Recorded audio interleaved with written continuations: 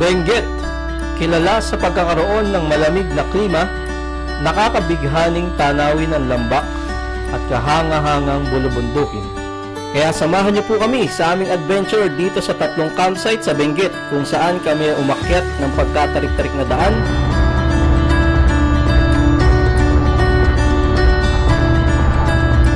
at inulan sa campsite.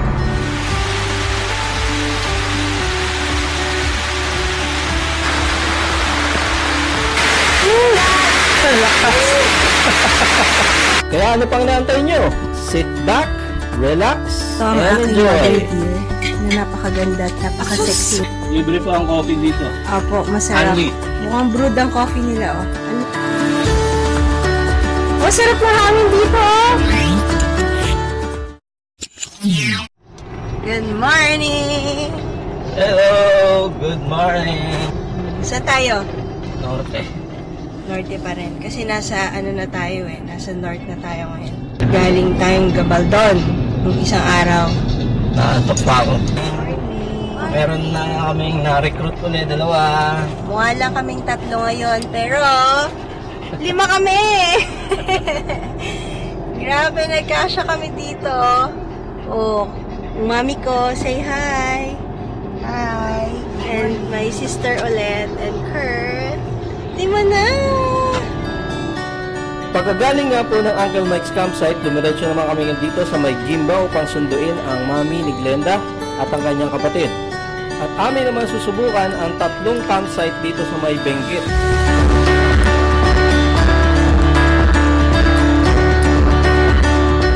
At sa unang campsite po na aming pupuntahan, dito po kami pinadaan ng Google Maps sa may Asin Road, na kung saan mapapansin nyo wala pong masyadong sasakyan na dumadaan dito, kaya po mabilis po ang aming biyahe.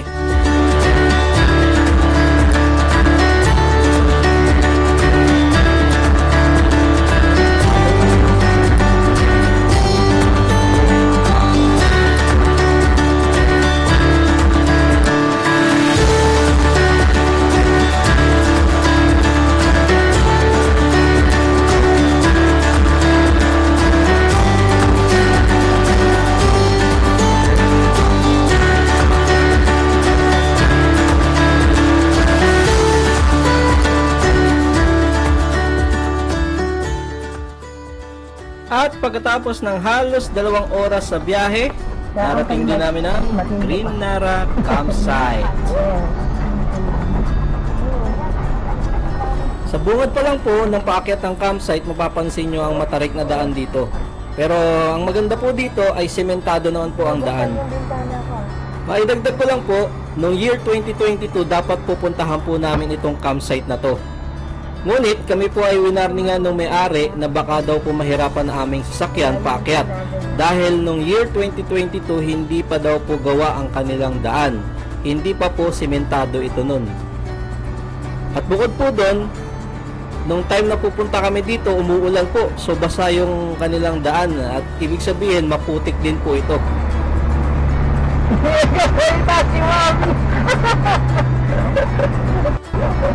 Ano yung video ka ba?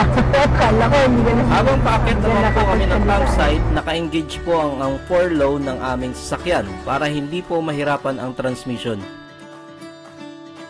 11 AM pa po dapat ang aming check-in dito, kaya lang medyo napaaga dahil iba po yung way na dinaanan namin, kaya nag-add na lang po kami ng 500. Dadaan po sana kami ng Batirol nun.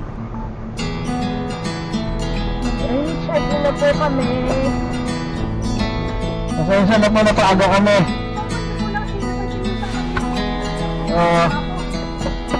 Kasi pupunta sana kami ng Baterol. Iba yung nadaanan namin. Diniretso kami. Diretso na kami dito. Pagdating namin na solo po namin ang campsite, kami pa lang po ang campers dito, kaya ang kagandahan po nito, makakapili kami ng magandang lugar. At ito po yung aming napiling pwesto. Mamaya po makikita nyo kung bakit ito yung magandang lugar dito sa may Green Nara Campsite.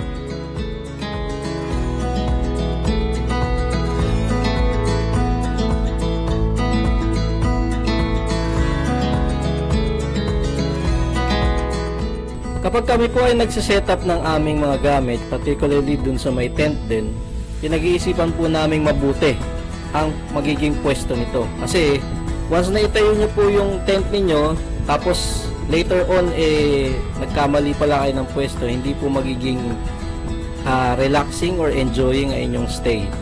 So kapag kami po ay nagtatayo ng tent, tinitingnan namin kung nasaan po ba ang araw kapag umaga hanggang sa kanyang paglubog. Tinitingnan ko rin kung posible ba na bahain yung pagtatayuan ko ng tent. Pagkatapos naman po namin mag-setup, pinalipad ko na yung drone habang maganda pa ang panahon. Kagandahan po dito sa may green na campsite, wala pong masyadong obstacle, kaya hindi po nakakatakot magpalipad ng drone.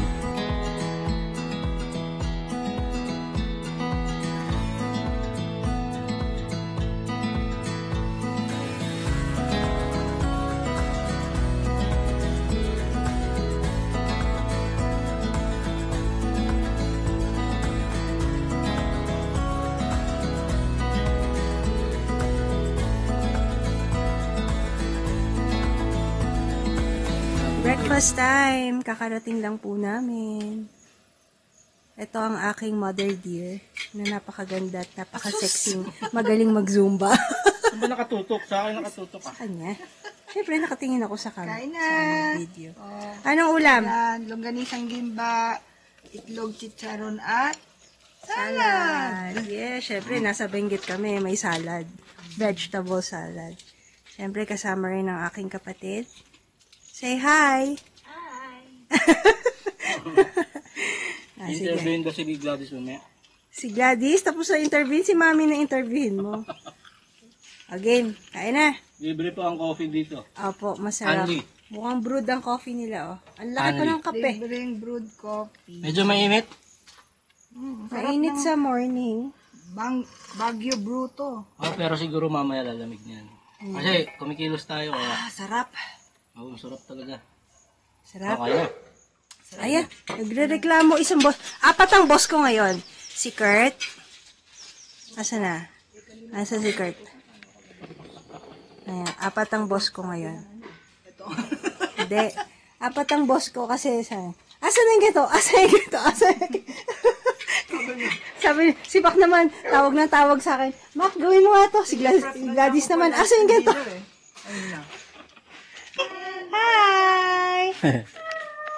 You say hi! Ito, you say hi.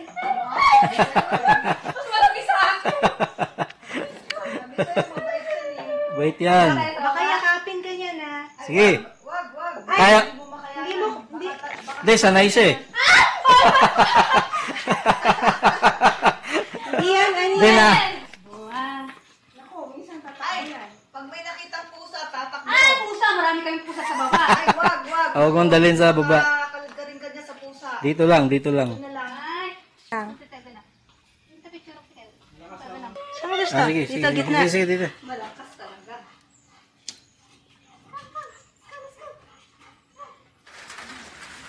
Umuulan na po.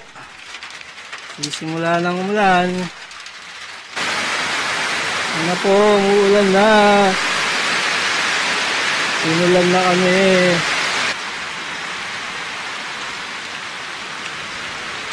Sarap, ang lamig na.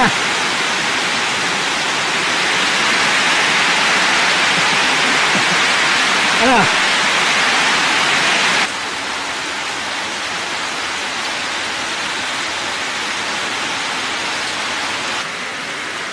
Sobrang foggy na, oh. Lakas kasi ng ulan. Ito setup namin ngayon. Okay, mommy.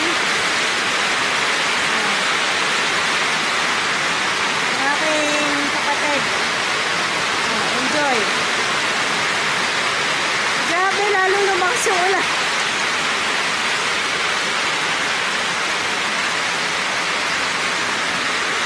Medyo tuyo pa naman kami. Andito naman yung hangin. Dito pang hangin. Ay, dito na ito.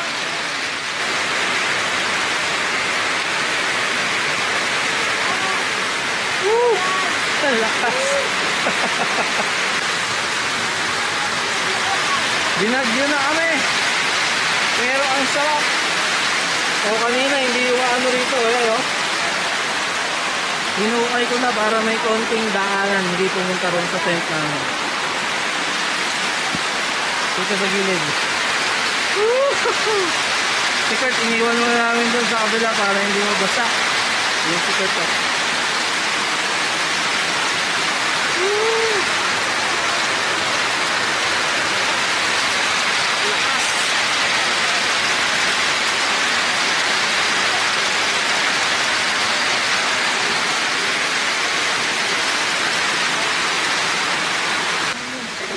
Eh, yung kabila doon, no?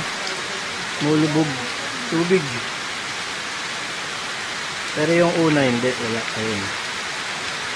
Dito meron sa pangalawang trapal. Wala. Mukhang babagsak na isang trapal, oh. Pumaling na yung ano. Ganyan ba talaga yan? Nakapaling na yung poste niya, oh.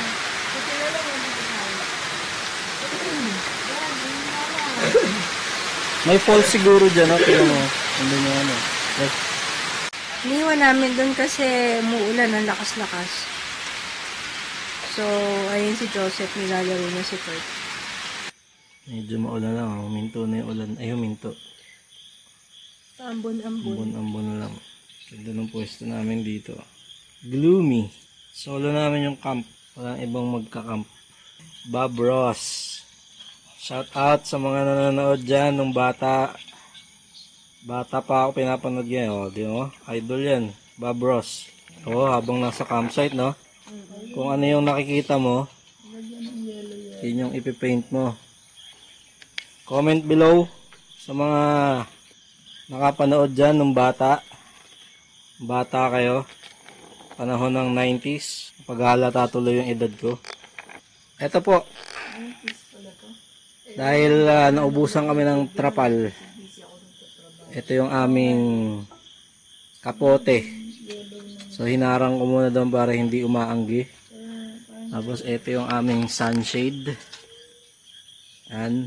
Napakalaking bagay. Magdala rin kayo mga ganyang sunshade. Ito kasi, kagandahan nito, may hangin pa rin pumapasok. Para na rin siyang net eh. Pero mas maliliit yung butas ng net. At the same time, pag umaanggi, hindi siya ganoon ka daming tubig yung papasok sa'yo. Bali ngayong June, 3 campsite po ang aming pupuntahan. Nauna na yung sa Nueva Ecija, tapos nandito ngayon kami sa Benguet. 2 yung pupuntahan namin dito. 3 pala, no? 3. Dito sa Baguio, Benguet. So, chillax muna kami dito. Kala ko apoy. LED rin pala. Pero ganyan ang gusto kong panahon dito. Maulap, walang araw. Sana bukas ganyan din. At sana hindi na umulan na malakas. Pero kagandahan nito, na-testing po yung aming tent. Problema ko dito, merong nagli-leak sa loob.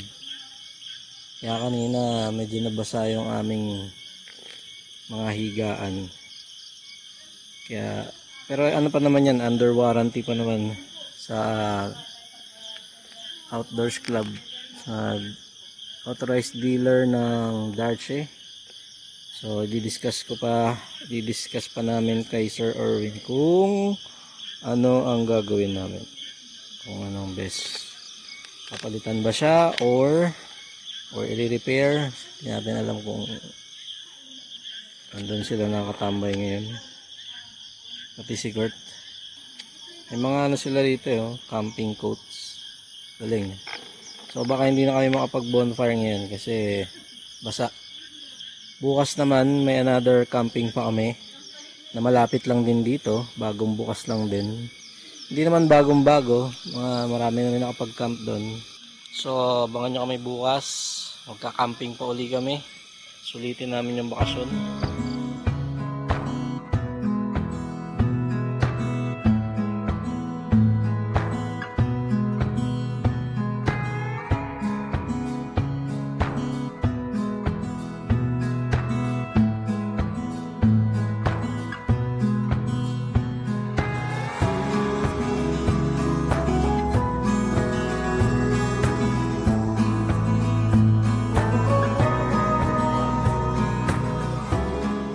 Pagdating naman po sa CR, medyo okay naman po ang kanilang comfort room dito.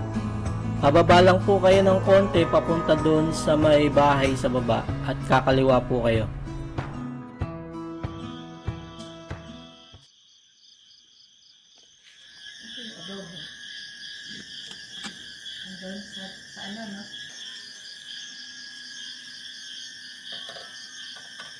Camping?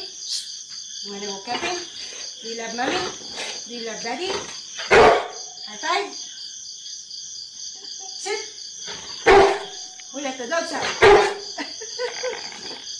Hands in! Hands in! Galing ah. Dig in. What's for dinner? Adidas and Adobes. The rest letter A. And mangga. And Mangga. Angga. Mangga. Sarap din pala rito mga kaibigan. Tahimik. Kasi kami lang. Maingay lang pala ka. Oh. Kahit maulan, hindi siya maputik. Oh, kasi puro graba eh. Kasi may mga graba tsaka I damo. like it. I love it. Kaya ang hirap magbaon ng ano, pegs. Taga Sarap ng coffee dito. And here's our morning view. Di na po maulan.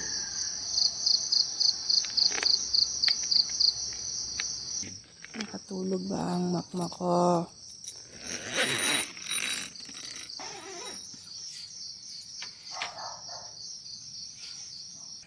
break tent na.